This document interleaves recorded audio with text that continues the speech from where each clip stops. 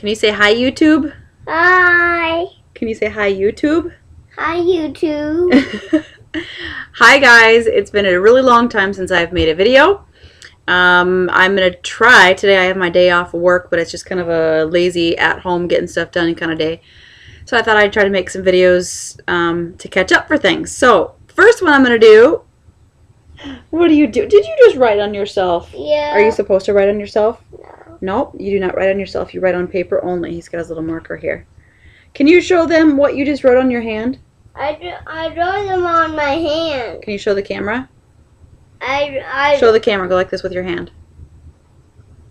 See? Yeah. He wrote on his hand. You're not supposed to do that. No. Don't write on your hand. I'm not writing on my hand. You write on the paper only. Color in the coloring book? Okay. Anyway, so I'm going to do, try to catch up on some videos. First thing I kind of wanted to do real quick is let you guys know kind of why I haven't even been on here. I don't really think I've talked about this in my videos. We've had a lot going on as far as with my old business. As you know, people who've been watching me, I used to have a little boutique.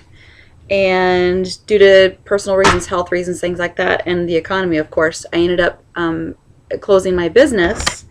And then what you guys don't know, since making any videos regarding my business, is it's basically 1 year ago, October of last year, I found a buyer. My loan company actually set me up with this person. I'll just say her first name, Shari. And she set me up with that, or my loan company set me up with this person. She has her own boutique in a store that's a few hours away from me. And we made the arrangement that she was going to purchase all of my stuff, all of my fixtures, all of my merchandise, my entire store. And because I was wanting to get out of the business so bad and so quickly, I needed to. At the time, I was just beginning to have a lot of the medical, well, not just beginning, but the medical issues that I was having were getting worse. Don't write on that. You need to write on paper only. Okay? So I was needing to just get it sold right away. And I gave her a very, very, very good deal. The contract was for, it was $13,000 worth of stuff, my cost. And I sold it to her for $6,200.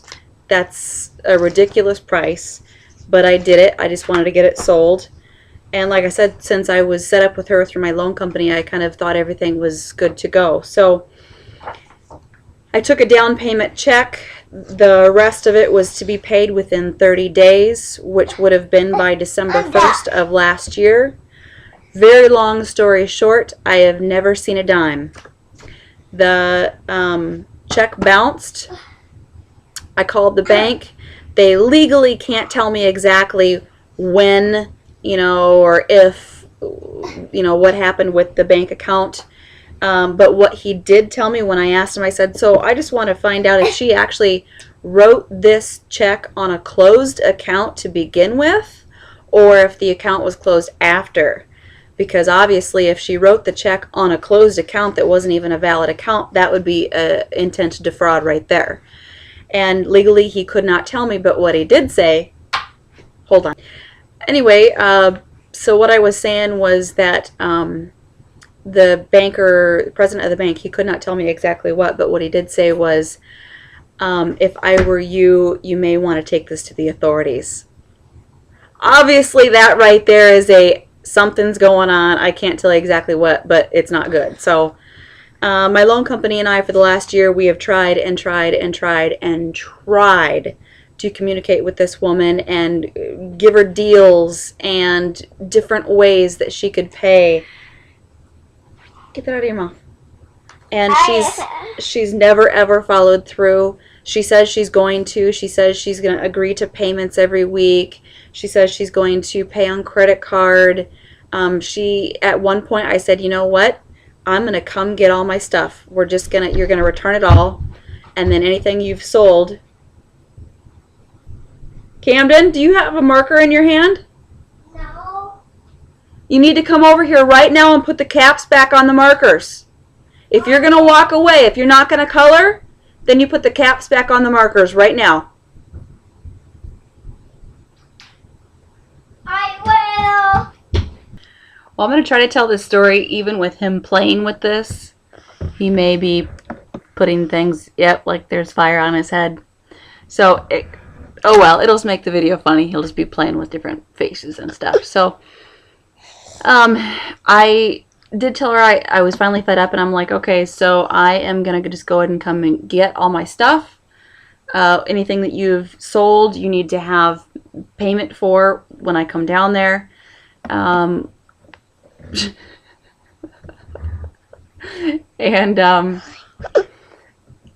there was just many times where she would agree to it, and so therefore Tony would take off work, I would take off work, he'd get his truck, we'd get a trailer, we'd find daycare for him. and you know, it just, and then at the very last minute she would bail. So she cost us tons of money in, you know, missed work and all that stuff, and she'd always find a way to bail on us. So,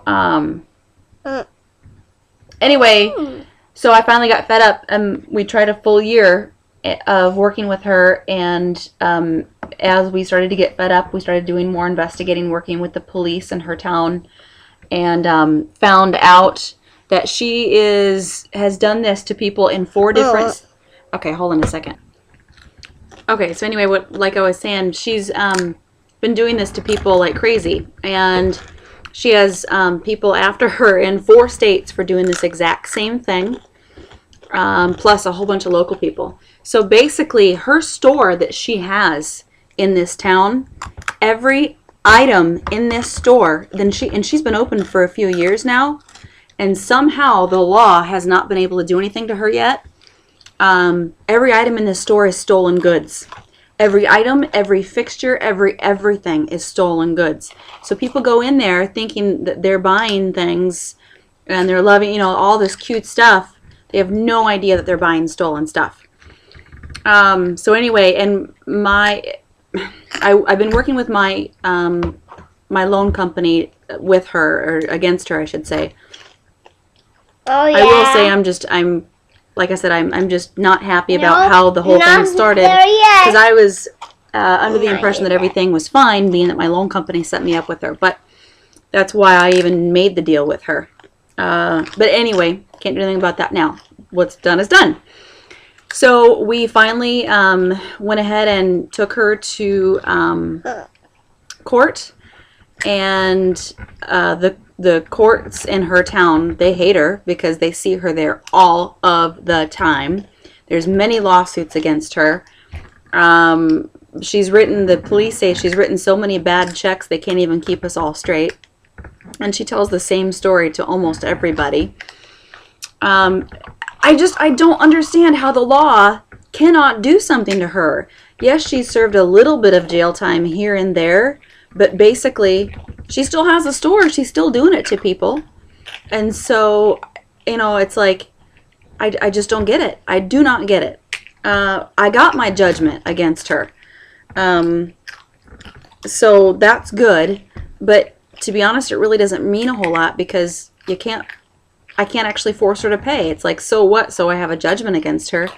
I can't force her to pay.